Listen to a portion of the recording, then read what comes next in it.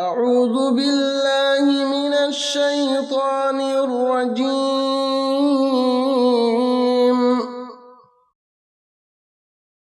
بسم الله الرحمن الرحيم.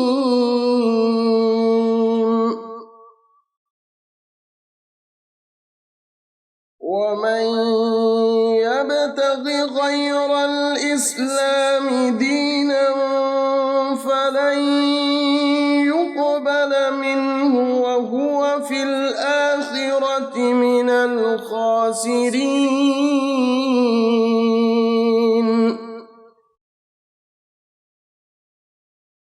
كيف يهدي الله قوما كفروا بعد إيمانهم وشهدوا أن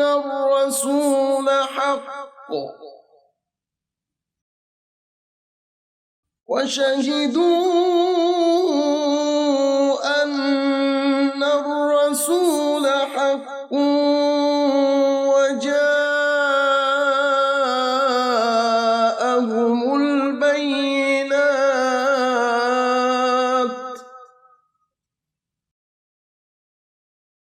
والله لا يهدي القوم الظالمين.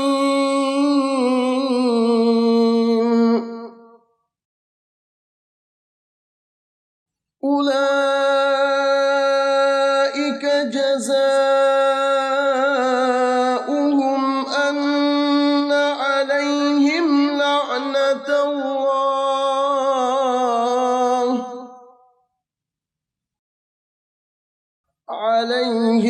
لعنة الله والملائكة والناس أجمعين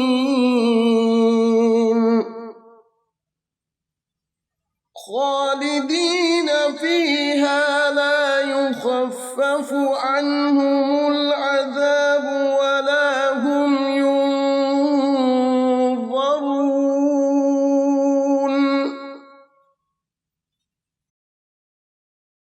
إلا الذين تابوا من بعد ذلك وأصلحوا فإن الله غفور رحيم.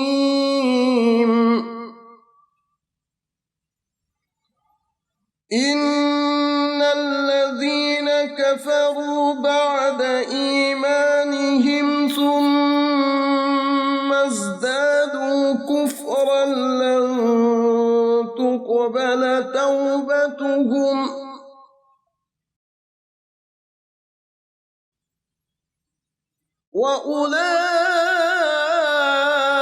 وأولئك هم الضالون.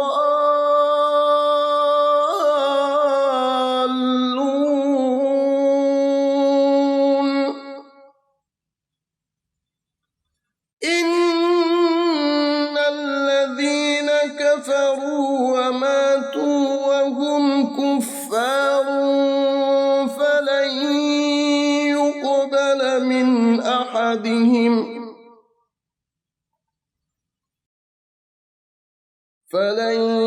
يقبل من أحدهم ملء الأرض ذهبا ولو افتدى به.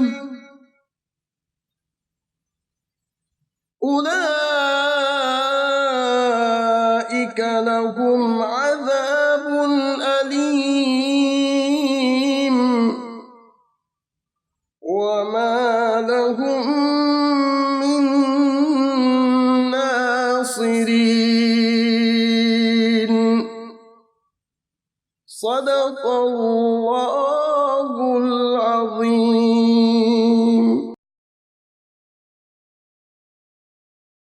Bismillahirrahmanirrahim. Alhamdulillah Rabbil Alamin. Wassalatu wassalamu ala ashrafil anbiya'i wal mursalin wa ala alihi wa sahbihi ajma'in. Qala rabbi shrah li sadri wa yassir li amri wahlul 'uqdatam min lisani yafqahu qawli. Distinguished lecturers of the 11th edition of the Message, Tan Sri Professor Dr. Muhammad Kamal Hassan and Professor Dr. Walid Fikri Faris, Minister of Islamic Affairs Dr. Ahmad Ziad, officials from the Ministry of Islamic Affairs, and our beloved guests for tonight's lecture. Assalamu alaikum and a very good evening to you all. It is my duty as well as pleasure to extend to you the warmest welcome to tonight's special lecture. As I mentioned earlier, this is the 11th edition of the Message series, which is organized by the Ministry of Islamic Affairs with the aim of promoting religious awareness among the Maldivian population. The lectures of this series usually involve one scholar per lecture, but tonight we are delighted to have with us two renowned scholars who will share with us their knowledge and wisdom. Tonight's ceremony was commenced with the recitation of the Holy Quran by Al-Qari Abdul Jalil Ismail, followed by a welcome note which is currently being delivered by myself, Ahmad Imad. Next on the agenda is the first of tonight's two lectures, which will be delivered by Tan Sri Professor Dr. Muhammad Kamal Hassan. Before calling Dr. Kamal on stage, I'd like to share with our guests tonight a brief introduction on Dr. Kamal. Dr. Kamal is a professor at International Islamic University, Malaysia, where he became the first dean of the Kulliyah of Islamic Revealed Knowledge and Human Sciences and was the rector of the university from 1999 to 2006. The focus of his writings are mainly on philosophy, religion, social issues, and education. Some of his famous works include the Encyclopedia of Malaysia, Religion and Beliefs, Islamic Identity Crisis in the Contemporary Malaysia, as well as Islamic Studies in Contemporary Southeast Asia, General Observations, Al-Islam fi Alam al-Malaya. May I humbly request Tan Sri Professor Dr. Muhammad Kamal Hassan to come on stage and deliver his speech. Bismillahir Rahmanir Rahim. Alhamdulillahi alladhi hadana lihadha وما كنا لنهتدي لولا أن هدانا الله والصلاة والسلام على أشرف الأنبياء والمرسلين سيدنا محمد وعلى آله وصحبه أجمعين سبحانك لا علم لنا إلا ما علمتنا إنك أنت العليم الحكيم ولا حول ولا قوة إلا بالله العلي العظيم. The Minister of Islamic Affairs, His Excellency Dr. Ahmad Ziad, Mr. Muhammad Mustafa Ibrahim, Mr. Ibrahim Ahmad, my colleague Professor Walid Fikri, officers of the Ministry, brothers and sisters, Assalamu alaikum wa rahmatullahi wa barakatuh. Alhamdulillah, all praise be to Allah subhanahu wa ta'ala, for it is by His grace and mercy that I am able to be in the Republic of Maldives. Alhamdulillah, it is indeed a great honor for me to be invited by the ministry to be part of this series on the Message, and this is the 11th edition. Both Professor Walid and I are very honored to be in the Republic of Maldives. For me, this is the third time. For Professor Walid, this is his first, but certainly this is not going to be the last. And we in Malaysia, both of he and I are from the International Islamic University, Malaysia, and we have great hope for the Republic of Maldives. We pray to Allah subhanahu wa ta'ala that He will give His blessings to the people of Maldives so that it will be able to maintain its identity as an Islamic nation. And inshallah, the Muslim countries from all over the world should also be extending whatever intellectual or economic assistance to make this nation grow into a center for Islamic culture and civilization in this part of the world. Ladies and gentlemen, the topic for tonight's lecture is Islam, the true religion. I must confess, this is the first time that I'm being asked to speak on this topic. In Malaysia and in, I guess, many Muslim countries, people tend to take Islam for granted. Muslims who are born Muslims don't ask the question, is Islam the true religion? And similarly, also in Malaysia, the Muslim people do not ask this question. But it is very, very important to raise this question. In my time, in my younger days, we don't raise this question until we go overseas. Either you go to England, or you go to Australia, or you go to America, then you are exposed to other religions. And then you begin to ask, or the non-Muslims will begin to ask, is Islam a true religion? That was before the internet. Nowadays, you don't have to go to England, you don't have to go to America, you don't have to go to Australia to meet non-Muslims. It's all in the internet. So if the young people, Alhamdulillah, tonight I see a lot of young people. You have in the internet all kinds of questions.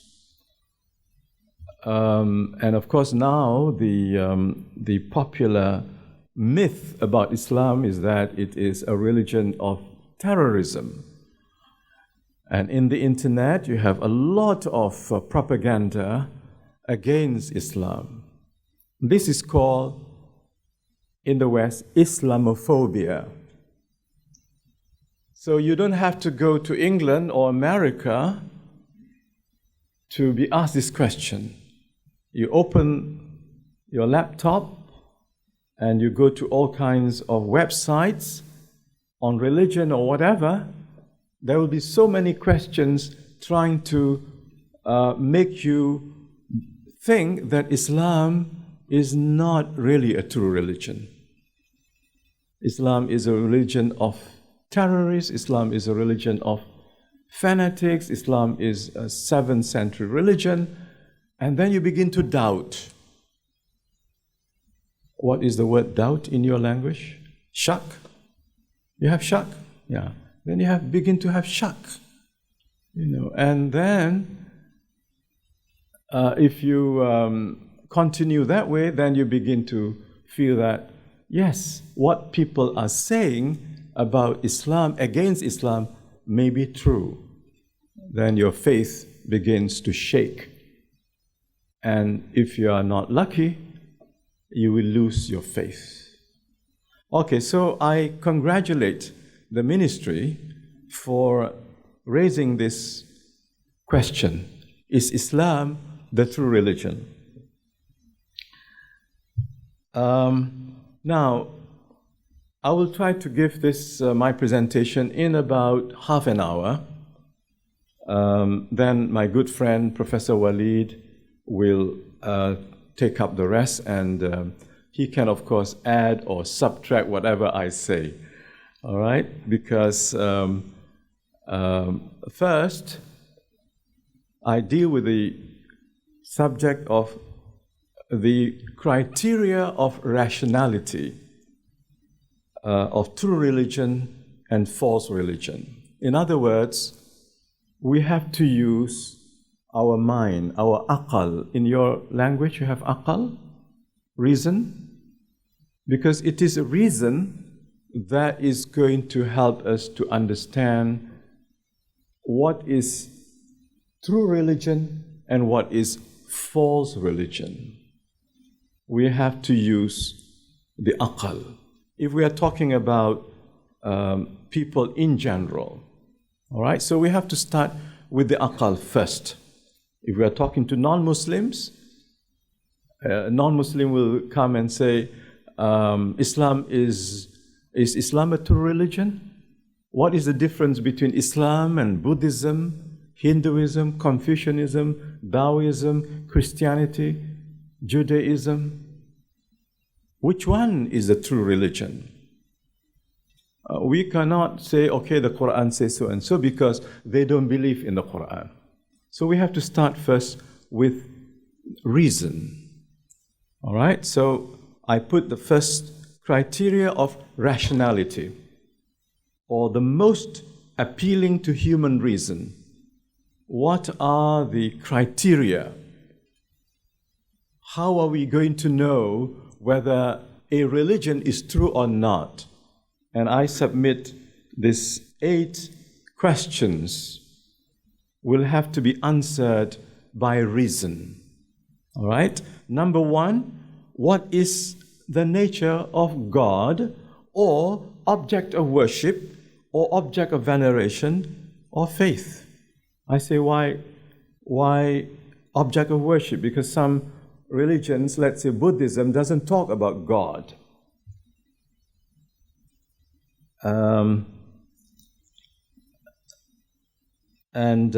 So we have to talk about object of worship, al-ma'bud, that which we worship. Some in Islam, Christianity, Judaism, we call God. But in Buddhism, Taoism, Confucianism, the word God is not used very much. In Chinese religion, the word used is heaven, not God. So, never mind, we have to see what is the object of worship. All right, that's the most important criteria. We have to discuss your understanding of the object of worship. God, all right, then is it one God, two God, three gods? In Christianity, there is a concept of triune God, 3-in-1 God. Of course, in Hinduism, in pantheistic Hinduism, you have many gods and goddesses. Then the second criterion is what is the teaching or beliefs or the main doctrines of that religion. You can compare. All right? And the third is what is the way of worship? What are the rituals of worship?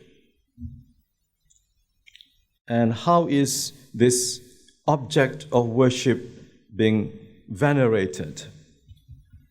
And fourth or fifth is what is the messenger, or who are the messengers, or who are the apostles, who are the founders. Of course, the word founder is used by foreign non-Muslim scholars to talk about the person who propagated the religion, and this person is called founder. And some non-Muslims mention the Prophet ﷺ as the founder of Islam, which is wrong. All right? Because we know in Islam, the founder is Allah subhanahu wa ta'ala, not the Prophet ﷺ. But Buddhism, the founder is Buddha. And in Christianity, they say the founder is Jesus. And many of these religions are named after the founder. But Islam is not named after Muhammad, although during the British period, they used the name Mohammedanism during the British colonial period. And now, of course, they use the word Islam. And then the next question, what is the human beings, or what are men? And what is the essence of man? What is the purpose in life? And the next question is, what is the universe? And what is nature? And the last is, what is the nature of life? All right, now these are very important questions which make us decide whether religion A is true or not, whether religion B is true or not. We can tell from these questions, but these are all rational questions. All right? From there, I would go to the next one, which is comparative religion. So we have to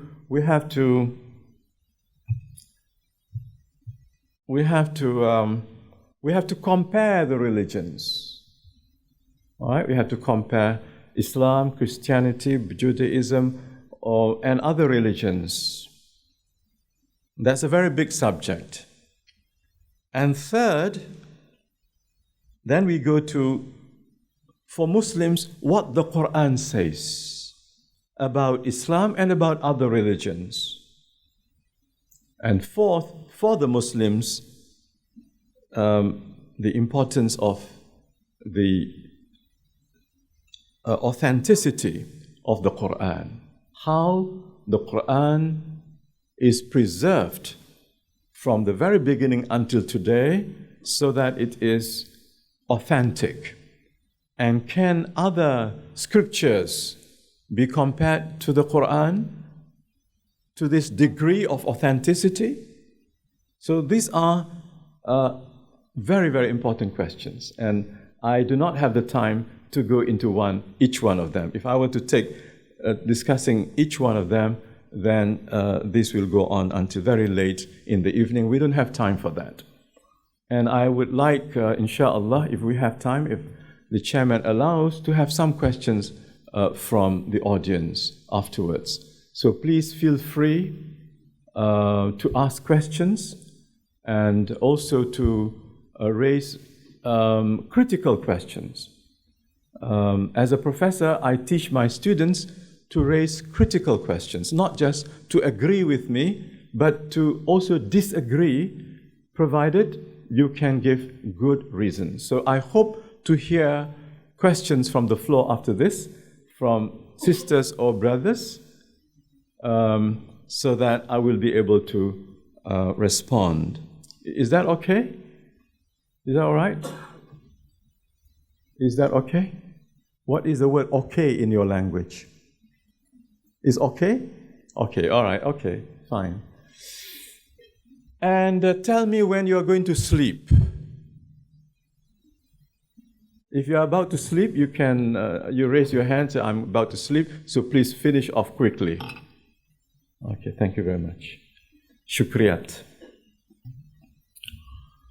Are you following me? Are you following me? Okay, good. Okay. No, Minister, no problem. Minister, no problem. The people in front, no problem. But the sisters over there, sisters here, brothers here, can you follow me? Alhamdulillah, alhamdulillah, that's good. You see, I'm a lecturer. If my students don't interact, then I feel I'm not really, teaching them anything. So I want you to interact and then to think what questions to ask. Difficult questions afterwards, inshallah. I mean, difficult questions you ask to Professor Walid. You give me easy questions. All right? Easy questions you give to me. Difficult questions you give to Professor Walid. Professor Walid is a professor of engineering, so he knows how to engineer answers, inshallah. Bismillah. Okay. I have 40 slides, and this is just number 1. Okay, so I will rush through very quickly. Now, this gives you, all right. I just want to give you an idea. If I were to teach this course at the university level, I will deal with these subjects. Just to give an idea, not to go deep into it. All right? Now I go into comparative religion. Yeah, comparative religion. So I look at the issue of ultimate reality, al-haqiqah. What is ultimate reality in Hinduism and in Christianity?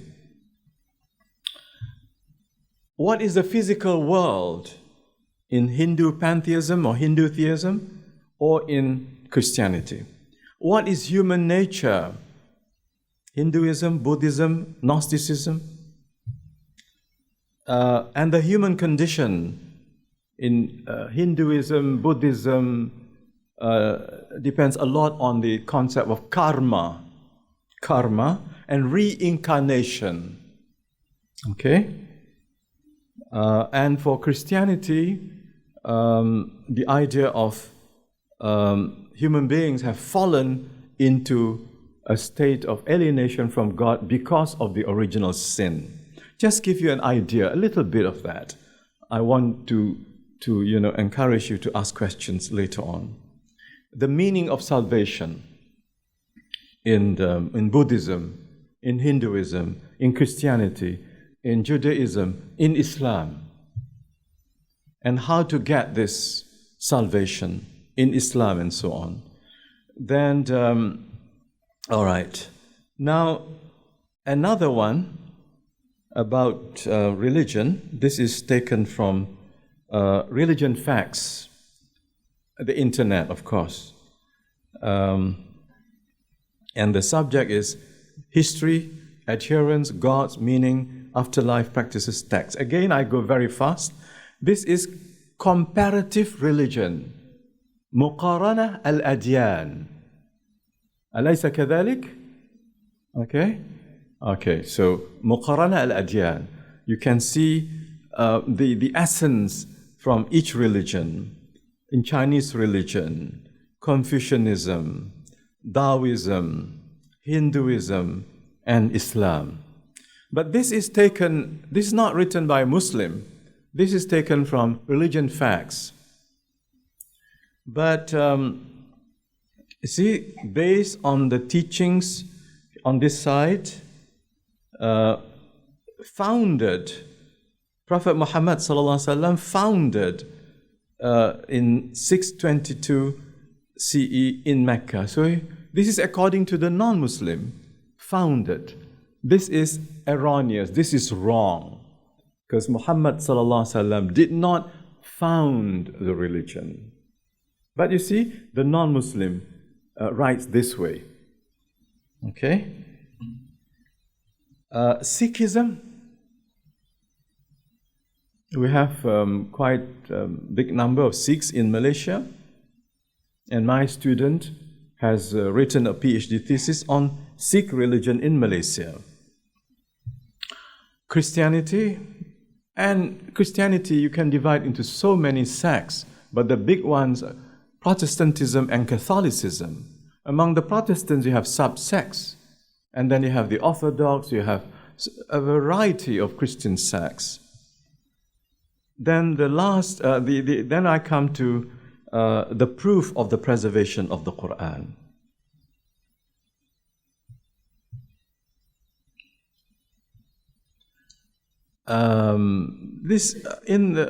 Now I come to the Quran as a Muslim. First, we use criteria of reason on 8 issues and see which comes closest. All right? After dealing with that, then I say I will go to the Quran.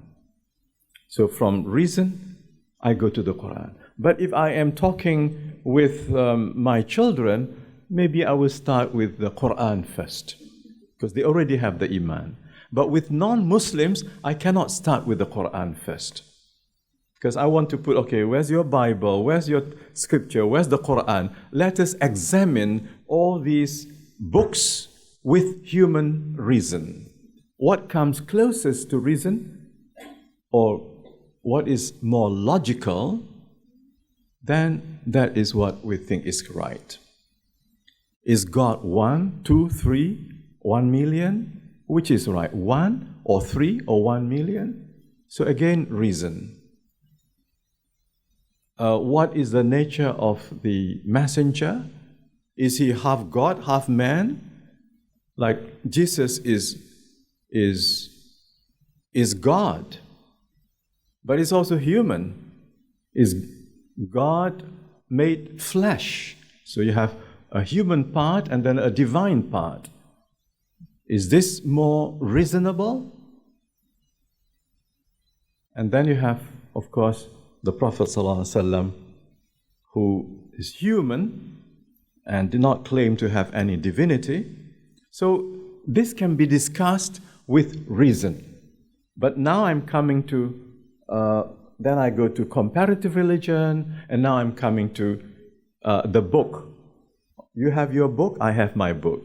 You have Quran, I have Quran. You have the Old Testament for the Jews, the New Testament for the Christians, and then for the Hindus, maybe Rig Vedas, Upanishads, Bhagavad Gita, and then for Confucianism, the Analects of Confucius, or for Taoism, you have some writings of Tao, and then in Buddhism, you have two branches, Theravada in the south and Mahayana in the north, and they have two different scriptures, which are called sutras. So let's put all this on the table, okay? And here we say that in the Quran, Allah begins in Surah Al-Baqarah by saying, Alif Lam Mim, ذَلِكَ الْكِتَابُ لَا رَيْبَ فِيهِ هُدًى لِلْمُتَّقِينَ.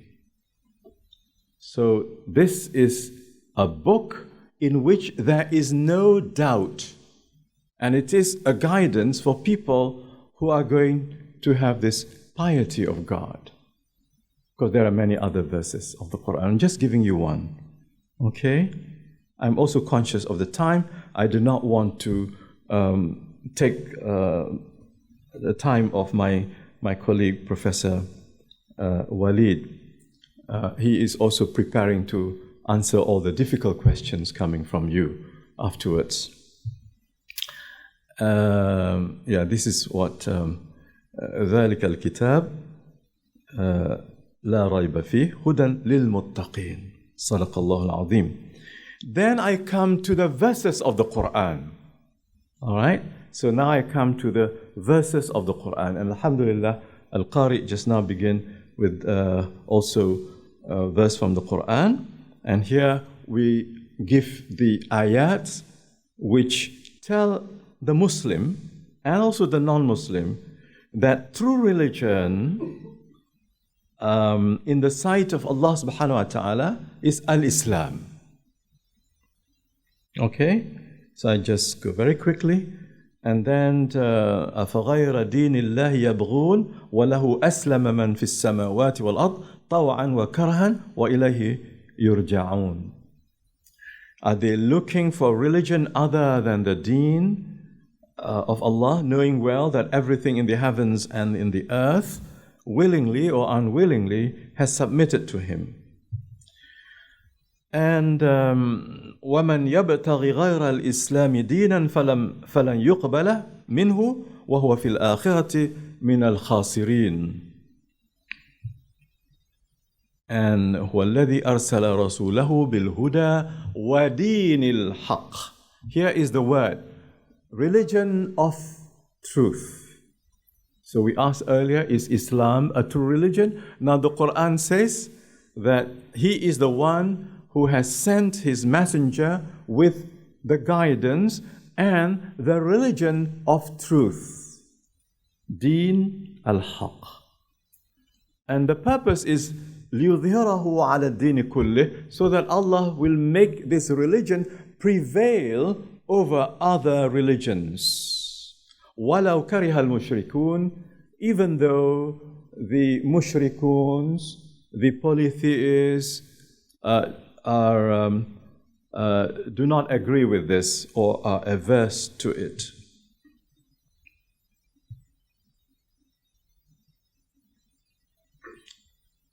And here Allah says that if you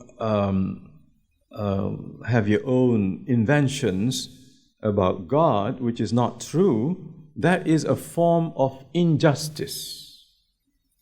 And it is a great injustice.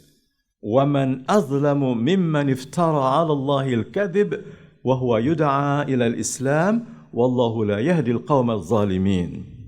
Who does greater wrong, injustice, than one who invents falsehood against Allah, even as he is being invited to Allah, to Islam. Okay? Are you okay? Are you okay, sisters? Are you all right? You're okay? You're not asleep yet? Okay, not yet asleep. Okay. Right. You can sleep during Professor Walid's talk. Okay? All right, good. Okay, these are the verses of the Quran. All right. So, and we are told by Allah subhanahu wa ta'ala that Al-Islam, which was taught from the time of Adam, was brought to completion during the time of the Prophet sallallahu alaihi wasallam. اليوم أكملت لكم دينكم وأتممت عليكم نعمتي ورضيت لكم الإسلام دينا. This day I have perfected for you your religion and approved and completed my favors upon you and approved al-Islam as a deen for you.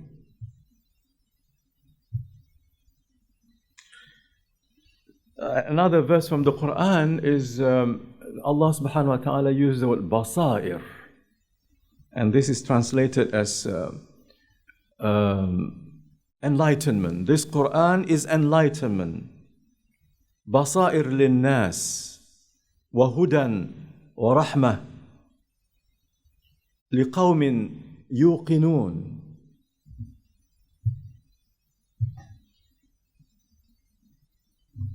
Now, of course, giving you some pictures which symbolize submission to Allah subhanahu wa ta'ala, but in different contexts. Here, I'm sure you see three people with these big bikes. These are the big bikers praying. I think they must be in America. This is a Muslim in Europe, and people are looking at him. He doesn't mind, he has to pray. Because the Muslim prays when the time comes, doesn't matter where. And this is in England, in Hyde Park, when the time for prayer comes, you pray. Although this may be in winter. So these are all symbols of submission to Allah subhanahu wa ta'ala. This is also in UK. In the mosque is too crowded. It's too crowded. You have to pray outside in the street. And of course, the British police is there to make sure you're not going to break the law. Bigger crowd praying in the streets. I don't think this is happening yet in Maldives. I think you have enough masjids, all right? But a time will come when the number of Muslims is so big in Malé, on Friday, the streets will be full like this. Is it happening now? Already happening. Subhanallah. So this is the picture of Malé in the year 2020.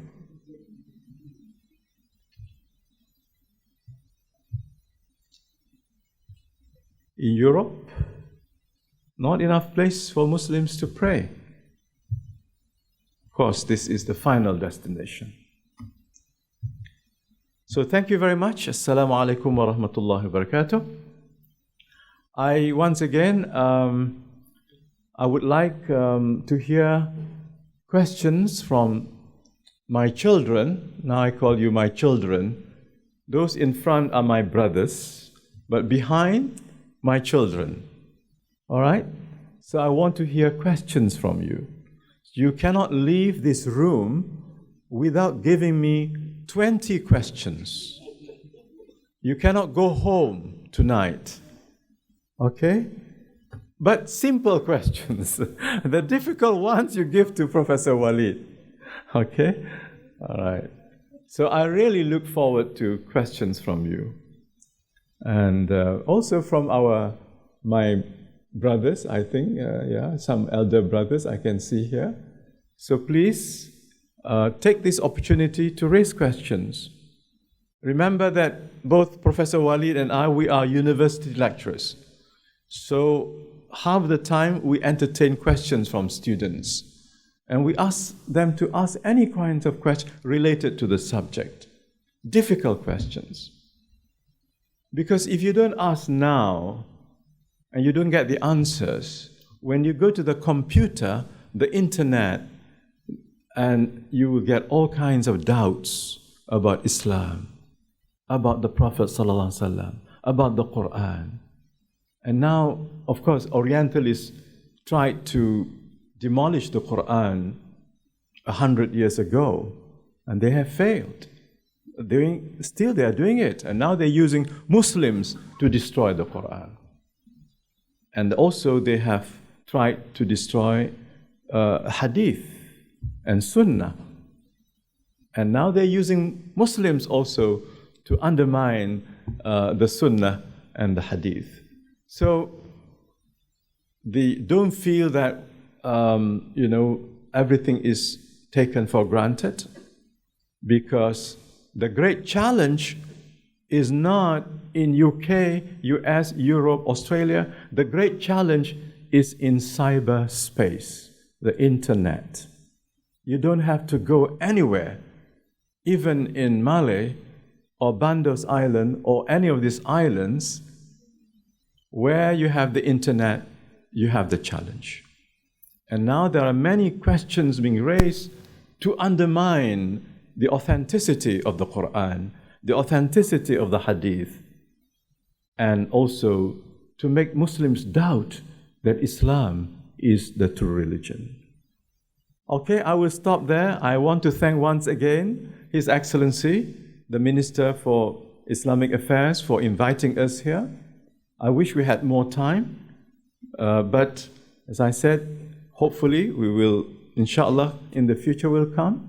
If you have more questions, we'll be very happy to answer those questions. أقول قولي هذا وأستغفر الله لي ولكم والسلام عليكم ورحمة الله وبركاته. Very sorry, Prof. Walid, I am taking too much of your time. Okay, assalamu alaikum.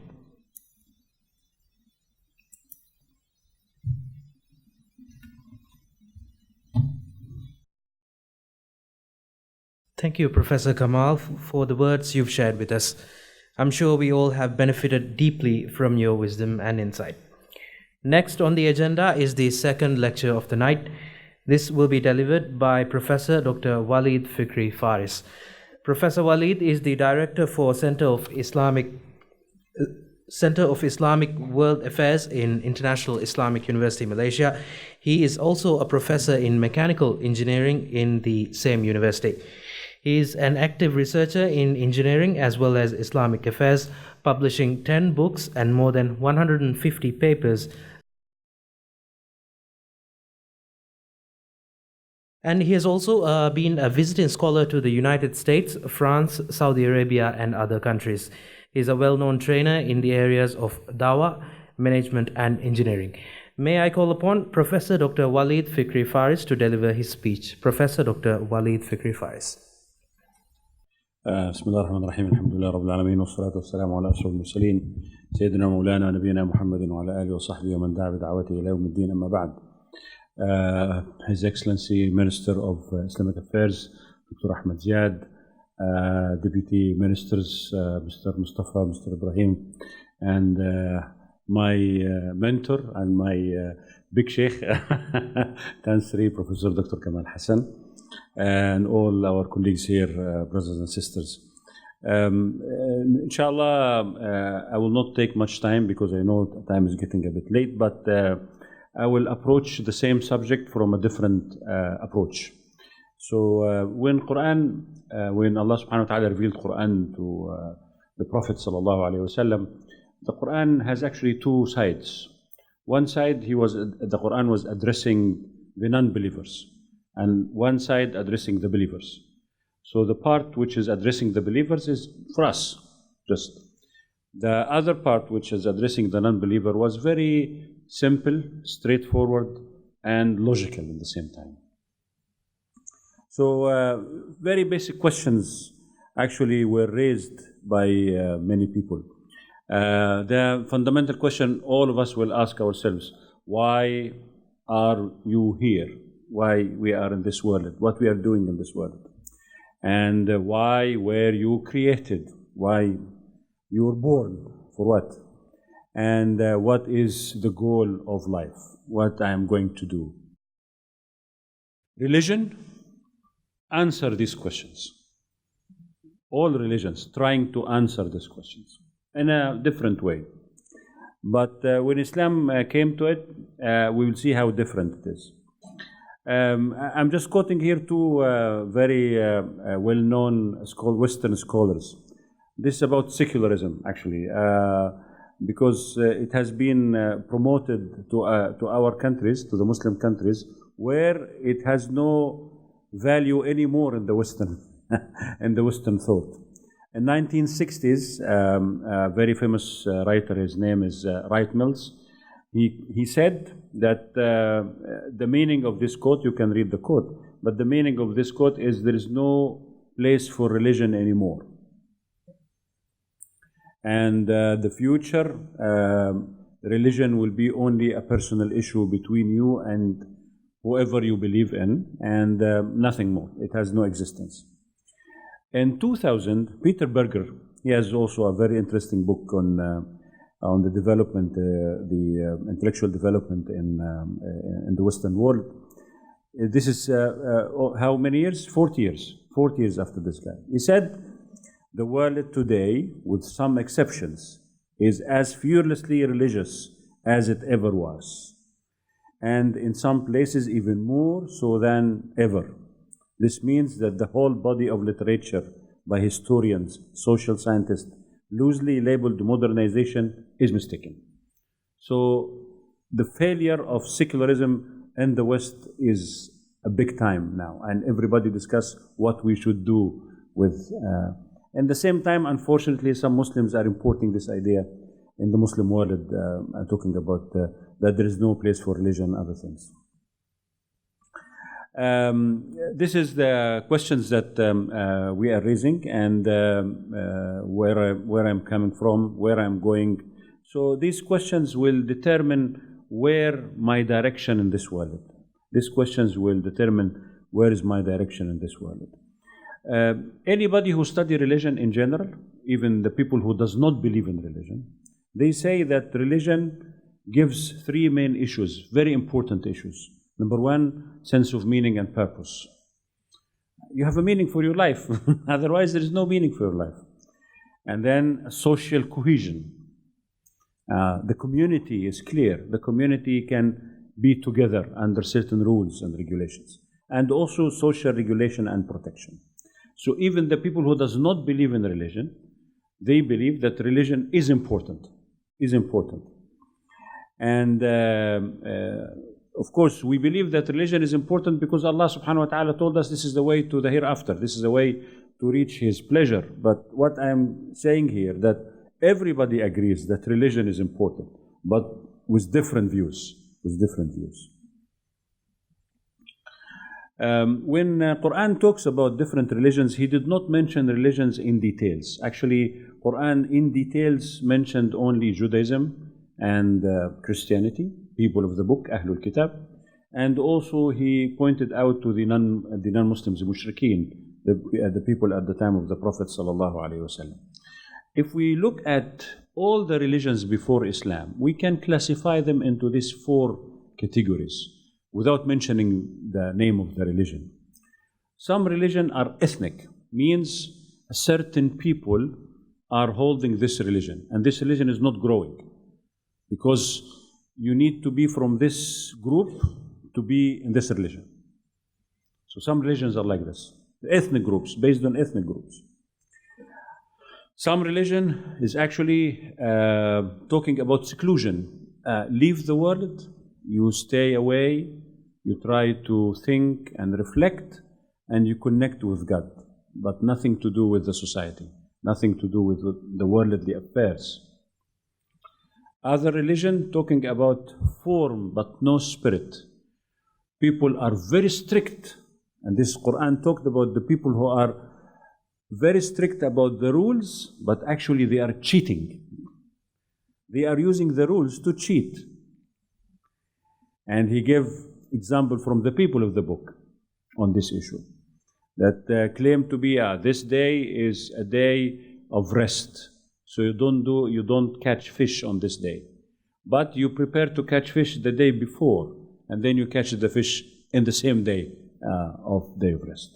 So those people are believing in the form of religion, but they are not believing in the spirit. So they follow strictly, but actually they are cheating Allah subhanahu wa ta'ala, cheating God. On the other side, other religions will have a spirit but no form. They will say, okay, once you believe in God, everything will be okay. You do whatever you want to do. Or the salvation is just to believe. That's it. Finish. But you can commit wrong things, you can do sins, you can do everything, and then you will be forgiven.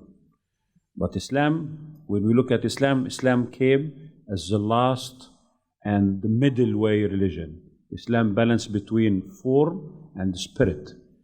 When Allah subhanahu wa ta'ala says in the Quran, for example, إِنَّ الصَّلَاةَ تَنْهَى عَنِ الْفَحْشَاءِ وَالْمُنْكَرِ. Prayers, you pray for Allah, yes, but the fruits of prayers is to protect you from committing major sins. You see the connection between the real prayer is a prayer that will make me not to do bad things.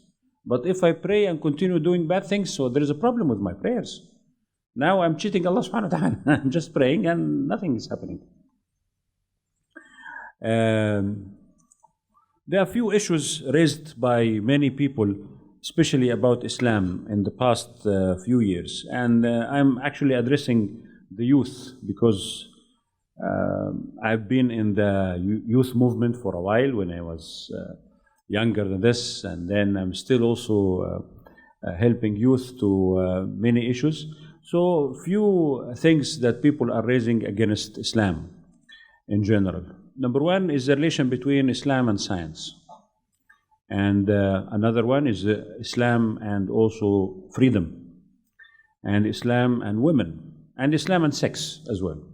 So many people, unfortunately some of them are Muslims, they are trying to undermine Islam by handling these issues. So for example, one of the main, whenever people will talk about Islam and science, one of the great features of Islam, that the Quran did not talk about anything direct to some scientific research. Very few things, very few, because the Quran is a book of guidance. But we don't find in the Quran, for example, the geography of Maldives. We don't find it in the Quran. The Quran didn't talk about it. The Quran didn't talk about the detailed history of people. Whenever he talks about Nabi Ibrahim or talk about Nabi Musa, he talks in general. He talks about the lessons, but he doesn't talk about the details. Why? Because the Quran leaves this historical details, the geography, the physics and engineering, to the people to work on it. So Quran is only putting the main line, the guideline for us, how to be in this world. So in fact, Islam has never seen a contradiction between religion and science in all the history of Islam. And the evidence for this is the many scientists that Islam produced during the Islamic civilization. We know of Ibn Sina, Khwarazmi, Ibn Rushd, Ibn Khaldun, many big names, and nobody ever claimed that Islam is contradicting any scientific truth. The other one is the idea of freedom. The problem with the idea of freedom, simply, that sometimes we are interpreting individual freedom and we say that individual freedom has no limit, but actually there is no law in the world that will put the individual freedom with no limits. Nothing like this in the world. And Islam gives the freedom for everybody within a certain domain that will protect the society at the end of the day. Of course, under this, each one of these titles, we can have conferences and people having conferences, but I'm just pointing out the main issues that people are raising. The other issue also, when people talk about women rights in Islam, and sometimes people say, okay, Islam is oppressing women. In fact, when we go to the original sources that we are talking about, Quran and Sunnah, these are the original sources. And we will find that Islam made a leap in the status of women during the history. And whenever people will talk about the time when Islam came in and how women were treated in even big empires like the Byzantine empires and also like the Persian empires, also among the Arabs, you will find a big difference happens. But what Islam did is the equality of male and female is in front of God. They are equal in front of God, but they have different responsibility. So some people will try to, sometimes will claim that this different responsibility is inequality, but actually no. In front of Allah, both of them are equal.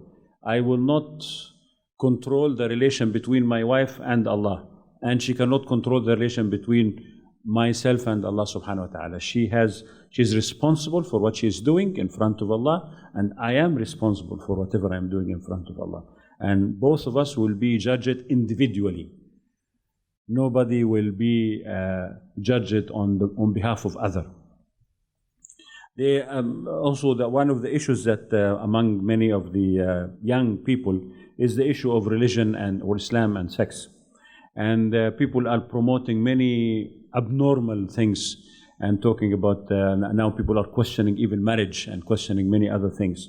And Islam was very clear on this issue. He said that Islam respects the desires of human being.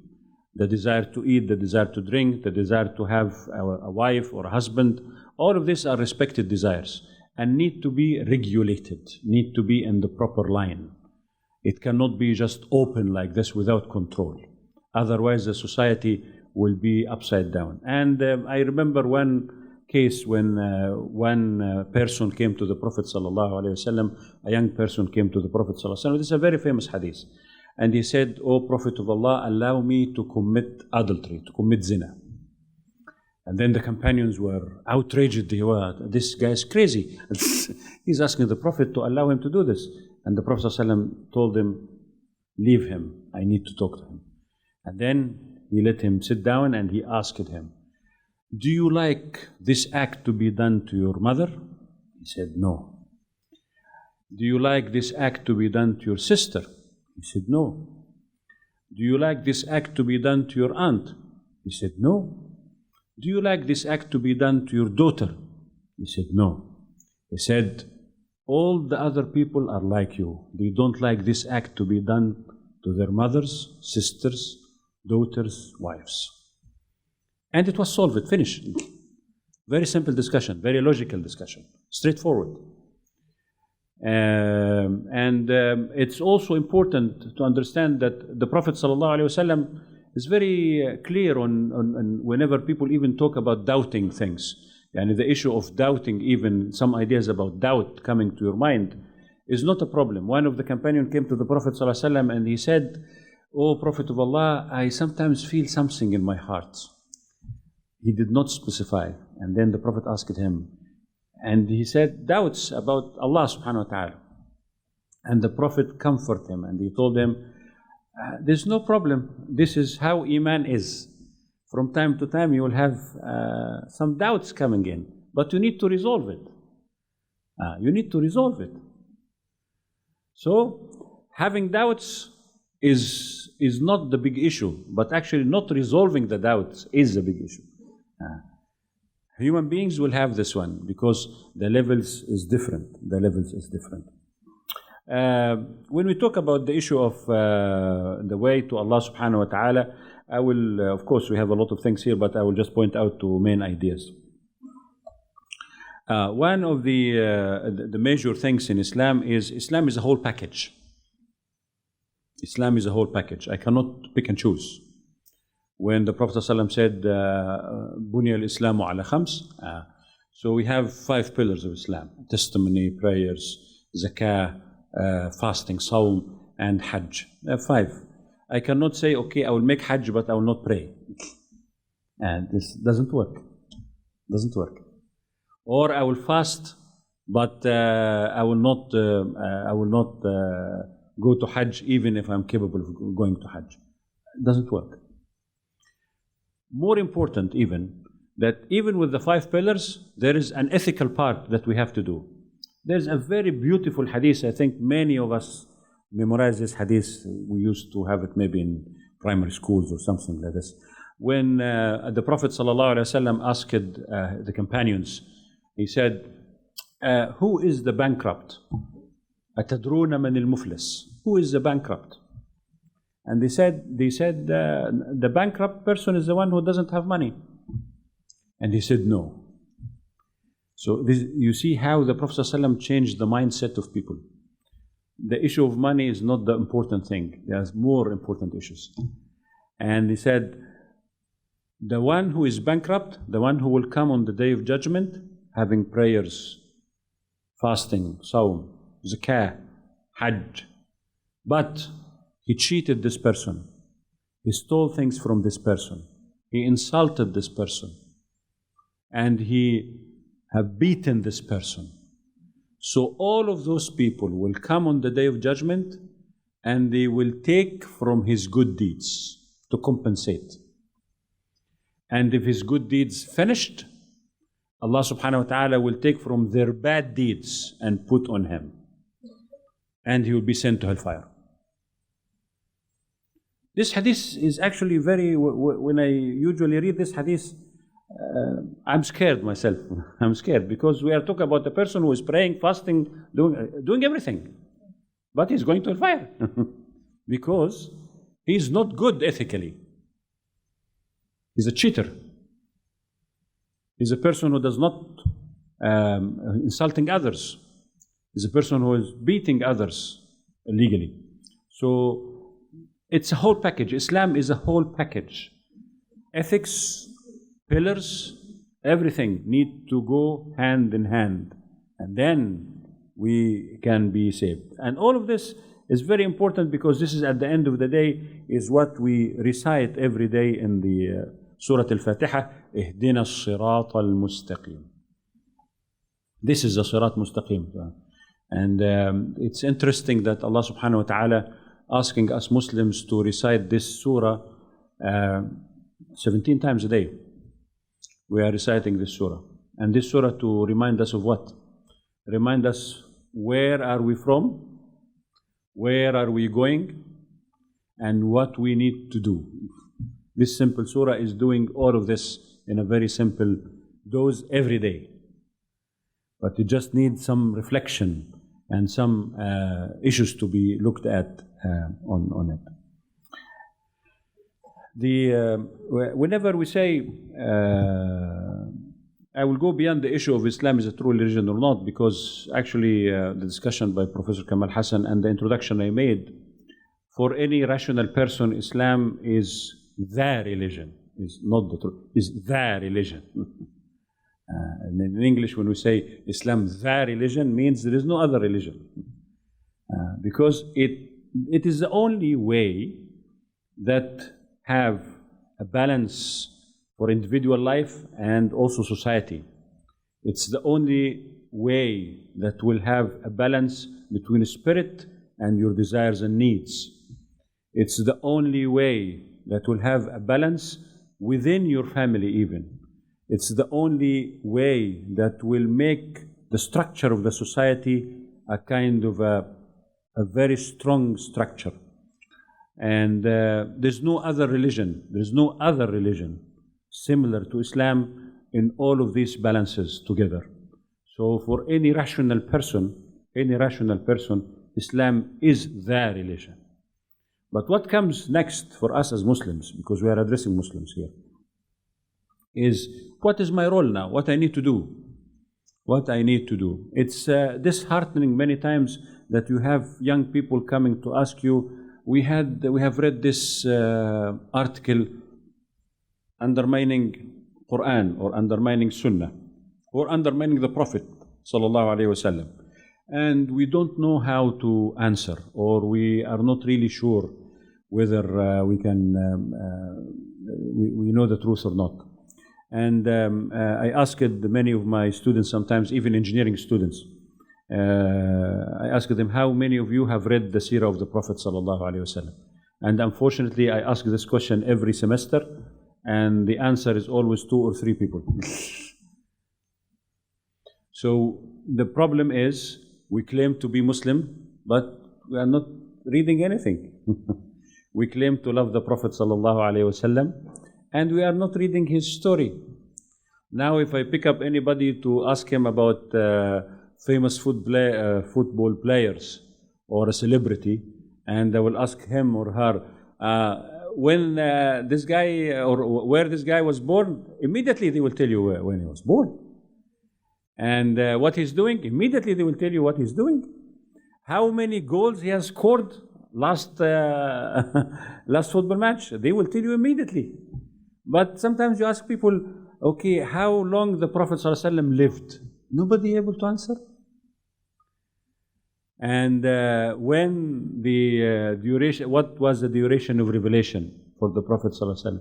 Nobody is able to answer. So it's really disheartening that sometimes we Muslims are creating the environment of doubt for us, for ourselves. So we create the environment for doubt for ourselves, because I'm not learning about my religion. I'm not paying effort to learn about my religion. And to learn this Ihdina as-Sirat al-Mustaqim, this is an everyday reminder for me that I need to know what is this Sirat. I need to ask myself when I recite the surah, what is this Sirat? What is Sirat Mustaqim? If I ask myself, then I will try to figure out what is this Sirat is all about. And the Quran also, the Fatiha was very interesting when it said, صِرَاطَ الَّذِينَ أَنْعَمْتَ عَلَيْهِمْ غَيْرِ الْمَغْضُوبِ عَلَيْهِمْ وَلَا الضَّالِّينَ. It's the way of the people who are blessed, not the people who are cursed, and not the people who are misguided. Means many other ways. So this is one way only. There's only one way to Allah subhanahu wa ta'ala. So this will remind us about what need to be done on this issue.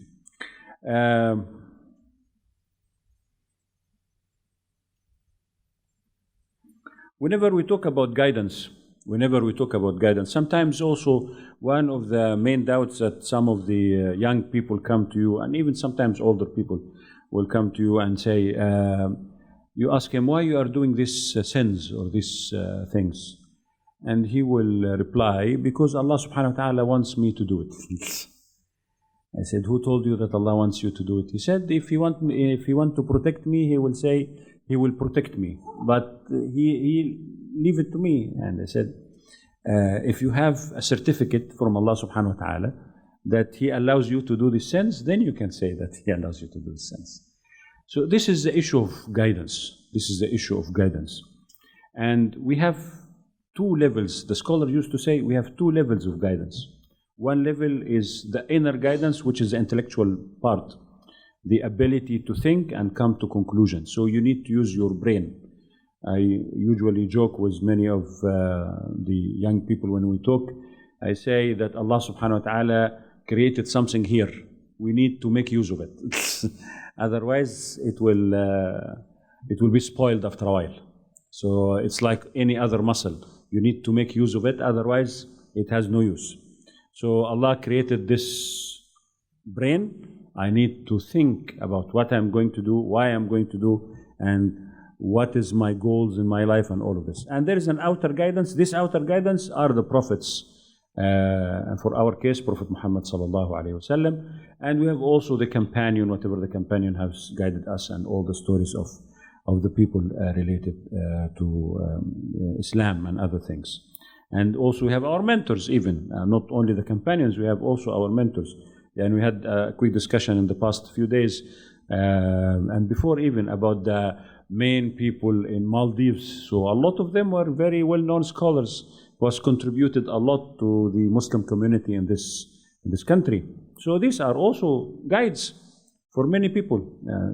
Their stories, their lives need to be reminded, and people need to look at them in a different way. So they are the real celebrities. Those people are the real celebrities, not, with all my due respect, a football player or an actor or actress or anything like this. These are the celebrities that we need to look into them. Whenever also we talk about the issue of freedom and responsibility, any freedom comes with responsibilities. So here the ayah, and surely we have guided human being to the path. It is up to him whether he or she, of course, will be grateful or disbelieving. Quran is very clear. He said, we give you the main guidance, and you decide whether you want to go astray or to keep on the right track. And this responsibilities is fulfilling the purpose of our existence, fulfilling the trust put on us. Allah gave us a trust. In the Quran, Allah said that He offered the trust to the mountain. They refused. But human being accepted this trust. This trust is faith, iman, establishing justice. This is one of the major things in Islam. It's a pillar, one of the pillars of Islam is justice. Working towards the perfection of the society. The effort you do, whenever we go to any place, the effort any of you is doing to the improvement of your country is to be rewarded by Allah subhanahu wa ta'ala. Any effort anybody will do to develop this country, it's a Muslim country, you are going to be rewarded. So not only you pray and fast and make hajj and other things, no. Any effort you do, let's say, some people who will make an orphanage, some people who will maybe have an idea for the development of some issue scientifically or academically in the country. Some people will offer some ideas even to the ministers or the ministries to improve their work or other things. All of this, you will be rewarded. This is part of your responsibility as a Muslim. It's part of your responsibility as a Muslim to improve the society around you. And also, one of our responsibilities is to be human. To be human. And Islam, we know the famous hadith of the Prophet ﷺ. He told once that there is a woman who entered hellfire because of a cat. So we are not talking about even the relation between human and another human. We are talking about the relation between human and animals. And there are many issues related to this. And at the end of the day, and we need to be grateful to Allah subhanahu wa ta'ala and serve Him. Serving Allah in a wide sense. Worshipping, ibadah, is not only the rituals. Ibadah is every act of goodness. Ibadah is every act of goodness. So not only worshipping Allah or praying or fasting or making hajj, this is enough. Some people will say, Alhamdulillah, I am fasting, I am praying, and I am doing my hajj and everything, and paying my zakah. So, enough. No, there's not enough. These are the basics. These are the basics. You need to build on them. And whenever even the hadith of the Prophet ﷺ was very clear, Buniya al-Islamu ala khams, means the foundation of Islam is these 5 pillars. And the foundation of a house is everything under the ground. So we need to look into what is above the ground. The above the ground is morals, act of goodness, any act of goodness, any act of goodness. A policeman who is taking care of protecting the property of the people and protecting their human lives is doing an act of goodness. And he will be, or she will be rewarded. I'm not sure you have also male or female or anything like this. So basically, these all are related to the Islam as a main religion, a religion of balance between life and the hereafter, and a religion of balance between form and spirit, religion of balance between desires and the soul. So all of this are this religion that we are all believe in, and we are all defending, and we pray to Allah subhanahu wa ta'ala that we will die, all of us, on a state of Islam, saying La ilaha illallah Muhammadun Rasulullah. I will stop here, half an hour already done. And thank you very much again for inviting me for the ministry, His Excellency the Minister and his team for inviting me to Maldives. It's my first visit, though I know many Maldivians before, a lot of friends, and thank you again. And I hope, inshallah, this short reminder is useful, and maybe some of the questions will explain many things. Otherwise, this subject is quite big. It can be a subject of a conference, not only a short talk. Thank you much. Jazakumullah khair. Thank you, Professor Walid Fikri Faris, for that enlightening speech. Now I'd like to call upon Minister of Islamic Affairs, Dr. Ahmad Ziad, to award a token of appreciation to tonight's lecturers, Tansri Professor Dr. Muhammad Kamal Hassan and Professor Dr. Walid Fikri Faris.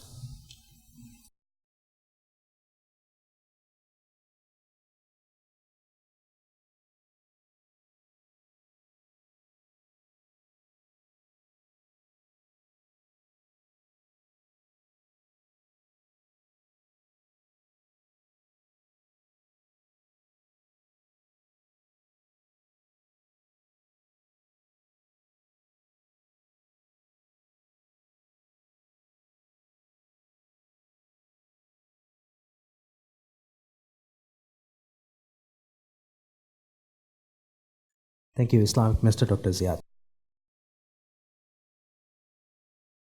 بسم الله الرحمن الرحيم الحمد لله رب العالمين والصلاة والسلام على أشرف الأنبياء والمرسلين وعلى آله وأصحابه ومن تبعهم بإحسان إلى يوم الدين. Tansri Professor Muhammad Kamal Hassan, Professor Dr. Walid Faris, ودانتي بي امها حاضرين دراغاتهم بلدون جندوا امها دبوت ريتم. السلام عليكم ورحمة الله وبركاته. شكرا نقولك أقول منا من دبي كم من يومتك الشكر أدا كرمكي أقول من كورن جهين كمه دبي كم من يومتك شكر أدا كرمو إن يومتك يتروي جند إن كم أقول منا مي دبي مفدا ما تير يومتك الله سبحانه وتعالى حمدك شكر دنا شكرا هذا هم يا كوي كيجا أقول منك رئيس عبد الله يامين عبد القيوم أمانك فان دوا إرشادا نصيحة برتكون أقول منك وزارة مسكين حلوة مسكين فريهم وين دا كمان مد شكل نكرا هذه هم يا كوي كيجا أقول من بابا بفدا كم برنامج كم ده هو كمدني إسلام دينا ده تريجا أمانك فان بحثوا أهميتكم එකමට්ටක එමනික් ෆාන නුහානු ඉඛලාස් තරික මායුග මිනිස්ට්‍රීගේ මොවස්සෆුගේ නමගය අලගොනුග අමිල්ල නමග ශුකුර් දන්නවා ආද යෆහුග මේ ප්‍රෝග්‍රෑම්ගේ අස්ලු මේස්ත්‍රි කමුගව රයිසුල් ජම්හූරියාගේ අමිකමදු මෙඩම් ෆාතිමත් Ibrahim එමනික් far එකමන මිනිස්ට්‍රීගේ මොවස්සෆුන දෙවවාෆවා ඉර්ෂාදුගේ මතින් මෙසේජ්ගේ නමග ප්‍රෝග්‍රෑමෙන් කොම්මෙ මහකෝ එෆහරු හිංගි ඉර්ෂාද නසීහතක තක එකමනාය මිනිස්ට්‍රීගේ මොවස්සෆුගේ නමගය අලගොනුග අමිල්ල නමග ශුකුර් දන්නවා අදි හමයා කොයිකීගේ මිනේවාග අලගොනු මෙන්ගේ කුරීග මිනිස්ට්‍රීගේ වසීර්කම් කුරවවාෆවා doctor Muhammad ශහීම් අලි සයීද් එමනික් ෆාන් මිෆෙට්ටෙවි බුර මසක්කේ පුළුගේ නතිජා ෆෙනිගේ මිදි එකමට්ටක එමනික් ෆාන මිනිස්ට්‍රීගේ මොවස්සෆුගේ නමගය අලගොනුග අමිල්ල නමග ඉඛලාස් තරික මායකි ශුකුර් දන්නවා අදි හැම මිනේවාග මේ ප්‍රෝග්‍රෑම් එක බාර වඩා ගන්න එම්මහා ෂේඛුන්නා උස්තාසුන්නා ખાસ ගොතෙක්ග මේ ප්‍රෝග්‍රෑම් ෆට්ටවා දෙවි ෂේඛ් ආදම් ශමීමෂා මේ ප්‍රෝග්‍රෑම් නිම්මවා දෙවමට්ටක මලේසියාගේ ඉස්ලාමික් යුනිවර්සිටි වඩා ගන්නවි දෙ ප්‍රොෆෙසරුන් කමගාවා තාන්සිරි කමල් හසන ප්‍රොෆෙසර් ඩොක්ටර් වලීදා නුහානු ඉඛලාස් තරික මායකි ශුකුර් දන්නවා ಶಕ್ಕೆನೆ ಗೊತ್ತುಗ ಮಿಫದ ಬುರ ಮಸಕ್ಕತೆ ಮಿ ಕುರವೆನಿ ವರಗ್ಗಿನ ಬಯಗ್ಗೆ ಹಿತರಿ ಕಮಾಯಕಿ ವರಗ್ಗಿನ ಬಯಗ್ಗೆ ಮಸಕ್ಕತೆ ಕಾಯಕು ಎಮೆ ಫುರ್ತಮ ಅವನು ಫಾಹ ಕೊಲ್ಲಂ ಬೇನುಮಣಿ ಅಳಗುಣಗೆ ಮೊವಜ್ಜಫುಂಗೆ ಅಳಗುಣ ಮಿನಿಸ್ಟ್ರಿಗೆ ಮೊವಜ್ಜಫುಂಗೆ ಇಖ್ಲಾಸ್ ತರಿಕಮ ಮೊವಜ್ಜಫುಂಗೆ ಬುರ ಮಸಕ್ಕೈ ತುಂ ಮಿಫದ ಪ್ರೋಗ್ರಾಮೆ ಫೆಶಿ ನಿಮಗೆ ಮಿದನಿ ಎಂಕಮು ministryge mozafunge terega fahan kollan beenum algonu menge islamic studio ge emha mozafun hamaya ko ekiga faiz ge teama hisham ge teama waran ikhlas tari kamai kiga shukur dannawa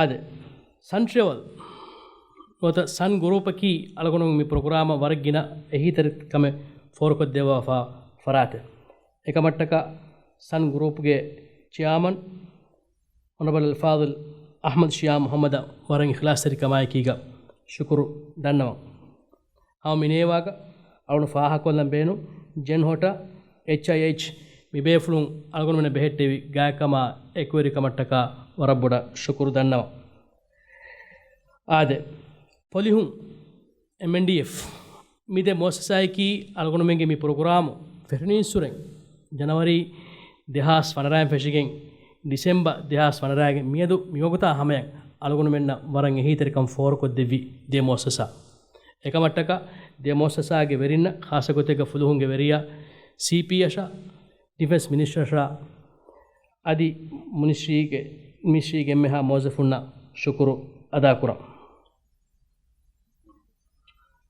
shakene gotuga aduge sarkarun arabi islami gawmtaka bahattawa gaayakamuge natija wegen midiyei divi sarkara saudi arabia ge gaay gulun khasagotega mi ministrya saudi arabia ge gaay gulun hamu wegende demme muhimu ekamaki islamic minister saudi arabia ge islamic minister rajya wadagen islamic ministrya saudi ge islamic ministrya demeduga MOU ge soy kurevi kuriyan oitanuga de ministry ge gulum badehibe waragina masaketeke hingamun daane kamamedu shakken nukura adi haw minewaga mi program sha ministry ge hinga ekege kankama saudi sarkarun khasagotega divrajya gonnawa saudi embassy ge mozafunna nuhanu ikhlas tari kamai kiga shukur dannawa algonu mihinga program mihingam feshi program divhe raitunna hame forko dinumga divhe rajyege media ge huriya wasilatek waran ekori kamai ki galgonu mennange bardon devwa fawe khasa gotega TV channel ta awon fahan kolan beenu PSM channel 13 DTV VTV Sun TV pada TV ta ki algonu menna waran ikhlas tari ko masay ko devwa fawa farateka wati farateka nuhanu shukuru ada kura adi ha minewaga algonu mihinge program balagene program hazir wadagen tibbe emha befulnasha program ballawam adi adossomu gendawa emha divhe raitunna shukuru ada kura shakkene gotuga mifada program mifada boru masakkate kuramundar ota kuram fashar waragina gonjohuntaken hunna ennames ehuriha wahakatake dakkana magina wagutu ne detin kamen algonu fahan kollan ege terega ekkama fahangoge midi algonu men bawa program taka rajyen berum wadaagenne izzetere befulna ki eki gawmto hoge waran izzetere befulun university to hoge verin gota amila mossa to hoge is befulun algonu ministry divi sarkarun e befulna dawwa devumu rajyege bay faratakun e befulna guluwafa rajya wada nugotuman ishara kuffay buhuri email ge zariyain phone ge zariyain ebe phone rajya wadagen ege bay number taka ege bay email tan algonu hissa kurabba fe buhuri mi hagigatuga waran hitama hori kame mikamun gellum wani ki sarkara kashenno mikamun gellum wege medani efade befulun islam dina behe maalumat diwe raitunan hissa kuran awman debe fulo ko ebori mi program ge cancel kurabba mi kuren ottanuga algonu men iradu kureviya miyawren furihama gotega mikankan kure gendewe to algonu men badana adi ha minewaga wahaka dekko mahrom me fawa kudin mi program ga bayre fawa kami mi program dibegen dia warabbodo ufalek kamuga adi warabbodo kuriyere kamuga algonu men fahan kuram ehma ekamattaka ehuriha kudinasha kudinge belunenesha इंतजाम करी फराता अलगोन में नुहानो इखलास तरी कमाई कीगा शुक्र दन्नाव आदि फराता का अलगोन दन्नावन बेलमनी दिवी सरकार को इस्लामी मिनिस्ट्री को तिया कुदिंग मतिंग हंदा नुनते दादी मिदा का दुस अलगोन मेंगे Raisul Jumhuriya wani te kudina khasa programming iftah kurawwafa emanik faanuge edi wadaagatu maikuga iradu kureviya diha 16 wanaharu algonu men tiya kudinataka khasa programming hingana kamuga dannawa ade message mi program miha hisabu nimuni kinu ennames dehas fanare nimige midie ema mikamataka ade safaharu algonu menna mikam furihama gotuga nimmadum masayko devi emmeha muwazzafuna islamic ministry muwazzafuna wara ikhlas sari kamaikiga shukru ada kura hama minewaga algon temme befuna dannawadam beenumani irad kureviya misilsilage a bolen annamahoge fortama hafta terega kuriya daana kamamedu kuriya daana wahaka temme befununge mawdumata taka dannawa وما توفيقي إلا بالله إليه توكلت وإليه نويب والسلام عليكم ورحمة الله وبركاته.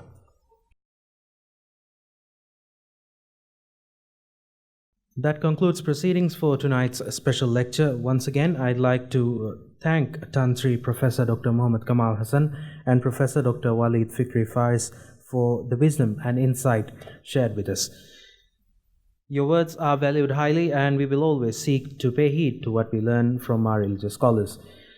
I'd also like to thank all the guests who have attended tonight's lecture, hoping that you've gained valuable insight from our lectures. Wish you all a very good night. Thank you.